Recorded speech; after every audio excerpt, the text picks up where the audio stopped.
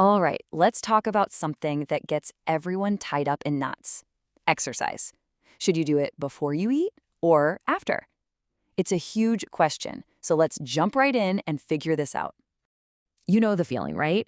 You're ready to work out, but man, you are hungry. Or maybe you just finished a big meal and now you're wondering, is hitting the gym right now a terrible idea?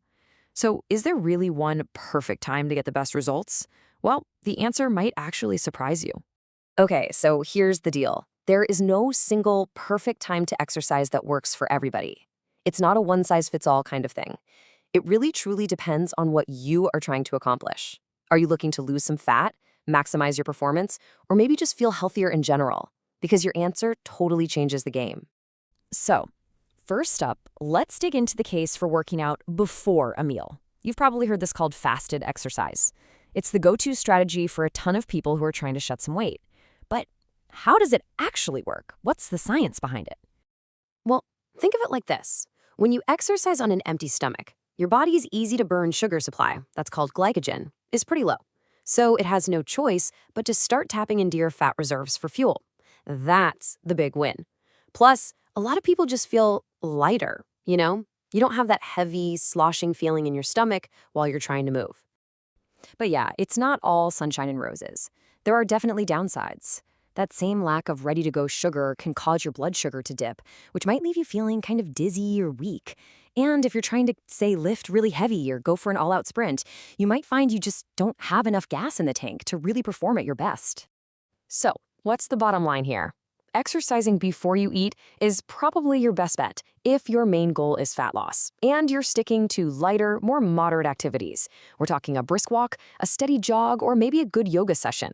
For that kind of stuff, fasted exercise can be a fantastic tool. All right, now let's completely flip the script. What about exercising after you've had a meal? This strategy is all about fueling up your body to get the absolute most out of your workout. Okay, but before we even get into the pros, here is the absolute golden rule. You have to hear this. Jumping into a workout the second you put your fork down is just a recipe for a bad time. Your body needs a chance to start digesting, so giving yourself at least 30 to 60 minutes is crucial. Seriously, don't skip this step. The huge advantage here is, simply put, fuel. When you've got a meal in your system, your body has a ton of energy that's easy to access. And that translates directly into more strength for lifting, better endurance for that long run, and you're not going to have to worry about that sudden energy crash from low blood sugar. And honestly, the cons really only show up if you ignore that golden rule we just talked about. If you exercise too soon, your muscles and your stomach are basically fighting over blood flow. And that can lead to bloating, cramps, acid reflux, basically everything you don't want to feel in the middle of a workout.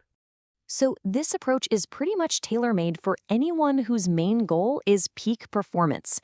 If you're into serious strength training, HIIT workouts, playing a sport like soccer or basketball, or you're trying to set a new personal record on your run, exercising after a meal is what's going to give you that power you need to crush it. Okay, so we've covered the two big camps, before and after. But what if I told you that the single best tip for most people has nothing to do with a super intense workout? What if it's something way, way simpler?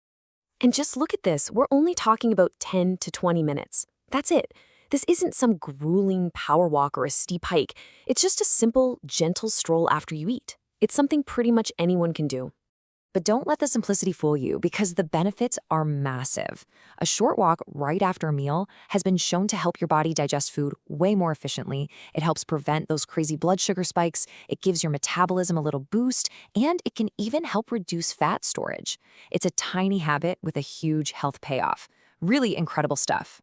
All right, I know that was a lot of information, so let's pull it all together and figure out what this actually means for you and how you can fit it into your own schedule. This right here boils it all down perfectly. It's so simple. The best time to exercise really does come down to your personal goal. As you can see, it's all about what you want to achieve, whether that's burning some fat, hitting a new personal best in the gym, or just helping your digestion and overall health. So let's say you're not training for a specific event or trying to hit a certain weight. You just want to be healthy and fit, right? For most of us, here's the single most practical piece of advice. Aim to exercise about 1 hour after you eat. That seems to be the sweet spot that balances your energy levels with digestive comfort. It just works. So there you have it. The secret isn't finding one magic time slot that works for everyone. It's about understanding your own goals and matching your timing to them. You've got the playbook now. You have all the info you need to make the best decision for your body and your fitness journey. So the only question left is, what's your perfect time going to be?